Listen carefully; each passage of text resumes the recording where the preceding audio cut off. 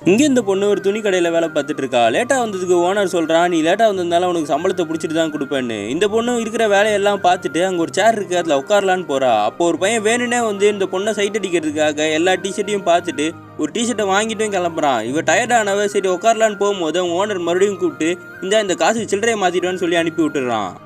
இந்த பொண்ணு சில்லறை வாங்க போகும்போது பேடும் வாங்கிட்டு வந்துடுறா. வரும்போது ரொம்ப லேட் ஆயிடுதுன்னு ஓனரை பிடிச்சி திட்டி விட்டுறான். உள்ள கஸ்டமர்லாம் வெயிட் பண்ணுறாங்க, எவ்வளோ நேரம் பண்ணுவேன்னு சொல்லி. இந்த பொண்ணு உள்ளே போய் கஸ்டமருக்கு எல்லாருக்குமே எடுத்து கொடுத்துட்டு மத்தியானம் சாப்பிட்ற டைமே வந்துடுது. டிஃபன் பாக்ஸ் ஓப்பன் பண்ணிட்டு அந்த சேரையும் எடுத்து வந்து போட்டு உட்காரலான்னு பார்க்கும்போது ஓனர் கூப்பிடுறாரு, என் சொந்தக்காரங்களாம் வந்திருக்காங்க, அவங்ககிட்ட ட்ரெஸ் எடுத்து காட்டுன்னு.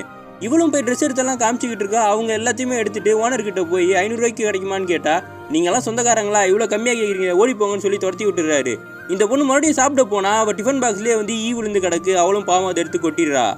சாப்பாடு தான் இல்லை, சேரில் போய் உட்கார போனா ஓனர் கூப்பிட்டு மறுபடியும் சேர் எடுத்துகிட்டு வந்து போடுன்னு சொல்லிடுறாரு. அங்கே ஒருத்தர் வந்திருக்காரு, இவங்க 2 பேரும் பேசிட்டு இருக்காங்க. இந்த பொண்ணை ஜூஸ் வாங்க அமுச்சு விட்டுறாங்க. அவர் சொல்றாரு, இந்த பொண்ணு பார்க்க வீக்காக இருக்காளே, இவளையே வேலைக்கு வச்சிருக்கேன்னு.